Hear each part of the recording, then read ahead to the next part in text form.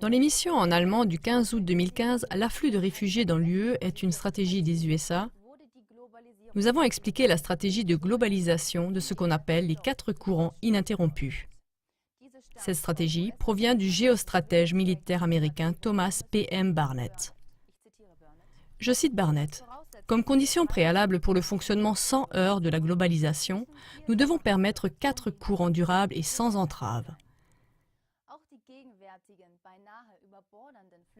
Les afflux actuels, presque surdimensionnés de réfugiés vers l'Europe, font partie de la stratégie du flux sans entrave d'immigrants qui, en l'occurrence, vise l'Europe et n'a le droit d'être empêché par aucun gouvernement ou institution, selon Barnett.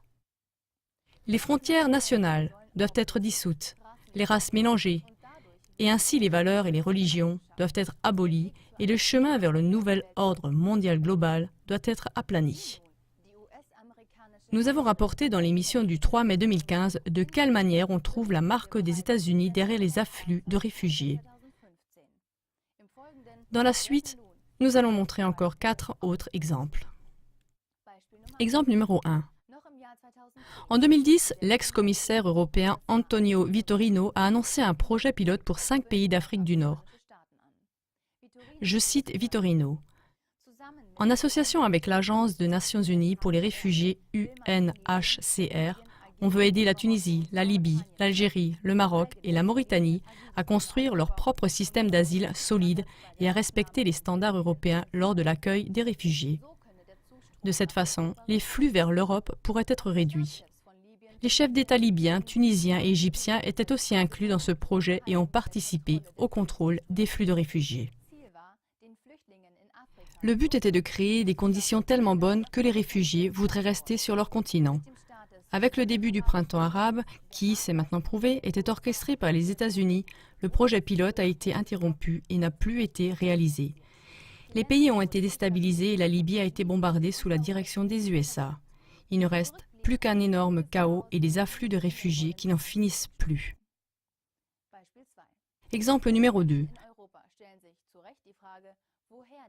Beaucoup de personnes en Europe se posent à juste titre la question de savoir où les réfugiés trouvent l'argent pour payer des sommes exorbitantes aux passeurs. Le célèbre magazine autrichien InfoDirect a publié une réponse possible le 5 août 2015. Selon des informations d'un collaborateur du ministère de la Défense autrichien, il y aurait des renseignements selon lesquels les organisations nord-américaines payent les passeurs qui amènent quotidiennement des milliers de réfugiés en Europe. Le collaborateur des services secrets aurait dit la chose suivante. On a des renseignements selon lesquels des organisations provenant des États-Unis ont créé un modèle de cofinancement et supportent des parts importantes des coûts de passage. Chaque réfugié d'Afrique du Nord n'a pas 11 000 € en liquide. Est-ce que personne ne se demande d'où vient cet argent? InfoDirect résume cela de la manière suivante. Les coûts de passage et les circonstances sont connus des cercles policiers qui ont affaire quotidiennement avec les demandeurs d'asile. Le soupçon selon lequel les États-Unis sont impliqués dans cette affaire, dans le sens d'un plan géostratégique, est aussi souvent mentionné. Fin de citation. Exemple numéro 3. De manière récurrente, des campagnes apparaissent dans l'espace germanophone qui appellent au trafic de réfugiés vers l'Allemagne ou l'Autriche. Ainsi, par exemple, le site www.fluchthelfer.in, qui a ouvert sur Internet il y a peu, appelle par exemple à passer clandestinement des réfugiés avec la voiture vers l'Autriche ou l'Allemagne sur le retour des vacances en Italie. Une recherche sur le propriétaire de la page web montre que le site appartient à l'organisation The Ayn Rand Institute, siégeant aux États-Unis. L'Ayn Rand Institute est un think tank, un groupe de réflexion américain. Yaron Brook, né en Israël, en est le directeur.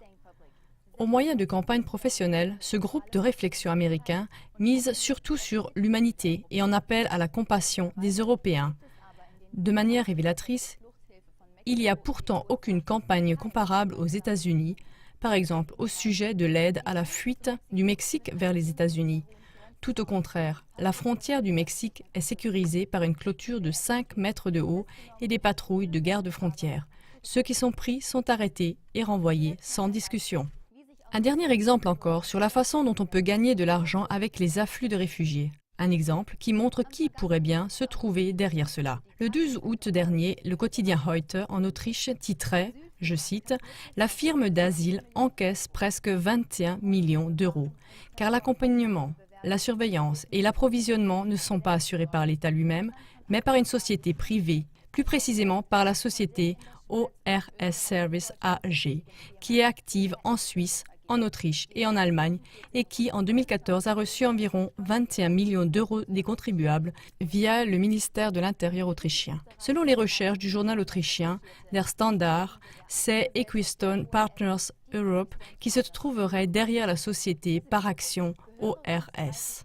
Equistone Partners Europe appartiendrait à 30 investisseurs institutionnels et à la banque Barclays, qui est considérée comme l'entreprise la plus influente du monde, ainsi que l'ont prouvé exactement les chercheurs de l'École polytechnique fédérale de Zurich. Selon le magazine InfoDirect, Barclays se révèle être l'actionnaire le plus important de la banque privée active au niveau international, N.M. Rothschild, et est aussi dominée personnellement par la famille de banquiers Rothschild. InfoDirect dit de la famille de banquiers Rothschild qu'elle aurait des connexions avec le groupe Bilderberger et qu'elle appartient de manière incontestée à la haute finance. Le terme haute finance désigne un groupe qui a acquis du pouvoir politique à travers son influence économique et qui exerce cela en particulier à travers des banques privées. Selon des personnes issues de ces milieux, les deux groupes, Bilderberger et la haute finance, joueraient un rôle important dans la mise en œuvre d'un nouvel ordre mondial global sous diktat des USA. Chers téléspectateurs, on peut à peine nier la signature des USA derrière les afflux de réfugiés. C'est pourquoi il ne faut pas déverser son mécontentement sur les réfugiés, ni même se laisser monter contre eux. Cela ne contribuerait qu'à déstabiliser encore plus l'Europe et à servir les intérêts des tireurs de ficelles derrière la tragédie des réfugiés. Tout au contraire, il faut dévoiler les tireurs de ficelles américains et leurs collaborateurs de soutien, que ce soit les politiques locales, les médias ou d'autres organisations, et mettre un terme au libre cours du mélange des peuples. Et cela avec la même tactique qui est utilisée par les stratèges américains comme Ayn Rand Institute. En effet, il est dit dans leurs vidéos publicitaires, « Tout dépend des humains, car le changement est en nous, et nous sommes les personnes qui créent ces lois.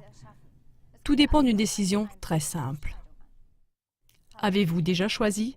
Voulez-vous une Europe dans laquelle toutes les identités, cultures et valeurs sont dissoutes ? Ou une Europe avec des identités et des cultures propres, dans laquelle la paix pour tous est garantie ? Avec cette pensée, je vous souhaite une bonne soirée.